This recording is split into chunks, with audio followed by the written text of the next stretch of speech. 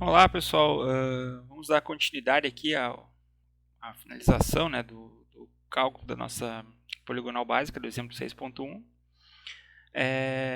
No final das coordenadas aqui eu tinha proposto recalcular os azimuths, né, a partir do rumo. E aí aqui eu fiz simplesmente o arco tangente das projeções, né, para quem lembra do exemplo, né. Então as projeções estão nas colunas J e K. Em J as projeções ΔX, e em K as projeções delta y, né? E aí eu fiz o rumo aqui, né, simplesmente fazendo o arco tangente de uma coluna pela outra, e aí eu disse que aqui eu poderia incorrer um erro por conta do sinal, né? Então eu vou tentar, agora que eu encontrei a função absoluta na calculadora, né, gente, bem tranquilo, eu vou mostrar onde é que ela está. Se eu fizer a análise aqui conforme nós aprendemos na topografia, né, gente, delta x negativo, delta y positivo, aponta para o quarto quadrante, né? Quarto quadrante da topografia, não da matemática. E isso dá uma conta que é 360 graus menos o valor que está aqui, né? Então 360 menos vai dar algum 330 graus e não, vocês podem ver, né? Os valores deveriam dar parecidos, né? Não dá perto do azimuth 1 para 5, lembrando que aqui é o azimuth 5 para 1, né? Então, se aqui 1 para 5 é 151, né, mais 180 graus, deveria dar algo como uns 151 mais 100, 251 mais 80, 331 graus, né?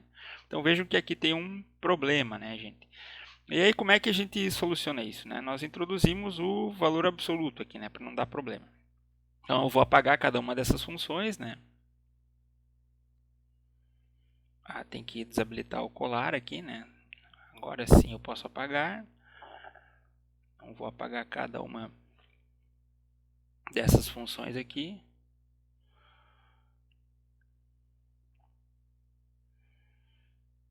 E agora vamos trabalhar com o valor absoluto, né? Então, novamente eu repito a função, arco tangente, shift tangente gera a função arco tangente ali, né, pessoal? Do J2, que é o ΔX. Então, o pessoal da matemática vai achar isso estranho, mas é assim mesmo, né? J2 dividido pelo K2, né? Se eu botar assim, não funcionará, ficar igual ao outro. Então, para isso a gente vai colocar o valor absoluto que está aqui, ó. Entre na função catálogo. Eu encontrei ela aqui, ó, vim no tudo, né? E aí na letra A eu tenho a função ABS aqui de absoluto, ó.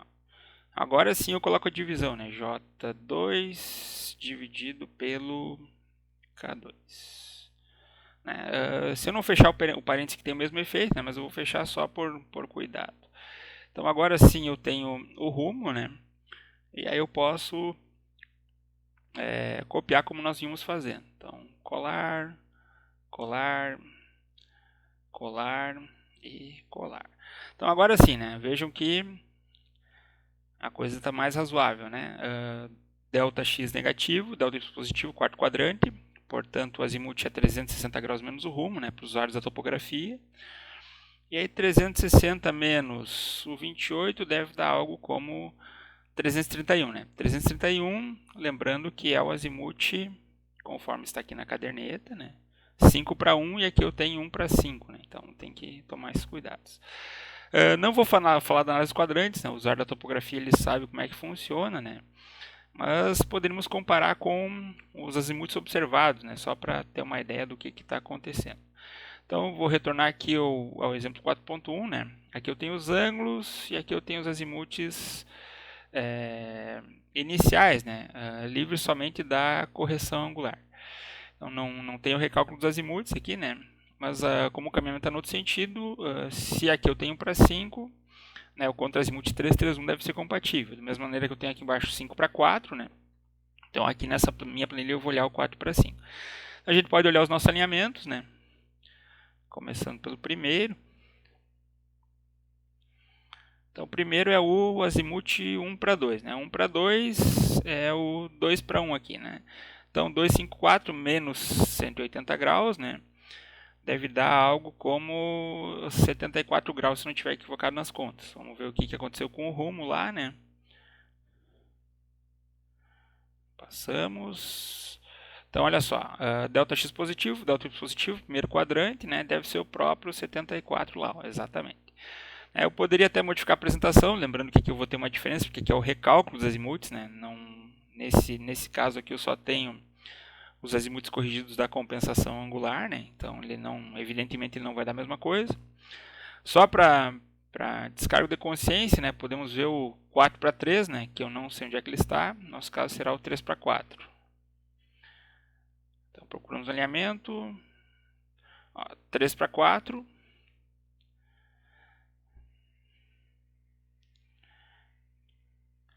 3:4, delta x positivo, delta y negativo, isso dá segundo quadrante, né, gente? Então 180 menos o rumo, né? 180 menos 80, né? Algo como 100 graus. Então 100 graus, né, mais 180 graus transformar em contrazimuth dá os próprios 280, o que significa que os resultados são compatíveis, né? Então aqui eu tenho 4:3, 280. Se eu quisesse o 3:4, é o contrazimuth, né? 280 menos 180 vai dar algo por volta de 100 graus, que é exatamente o nosso azimuth depois de calculado para o rumo, né? Eu vou tentar ainda hoje fazer um vídeo usando a função de Grafana, né? Aí a referência que eu peguei aqui foi uma dissertação de mestrado do Fabiano Becker-Brum, lá da UFSM, né? Ele foi orientado do professor Eno. Eu dei uma busca aqui por Grafana, né? Não fiz a busca do artigo original, mas aqui está a expressão para... eu não me lembro agora aqui se coordenadas CMU-TM ou coordenadas topográficas, né? Então tem que fazer um pequeno ajuste. Assim que eu fizer o ajuste, eu prometo que eu faço um outro vídeo, né? Mostrando o cálculo do azimuth final, né? E não só o do rumo conforme está apresentado aqui. Então aqui a gente tem só essa componente aqui da expressão, né? O arco tangente, né? Mas aqui é a expressão utilizada para coordenadas projetivas e não para coordenadas topográficas. É isso, pessoal. Então, função absoluto, né? Para calcular o rumo, ela está na função catálogo aqui, né? No botãozinho catálogo. Né? E aí você pode encontrar ela procurando todas as funções, né? Na letra A. E aqui está o valor absoluto. Joia? Então aí entendo que fechamos o cálculo das nossas coordenadas da poligonal básica, ok?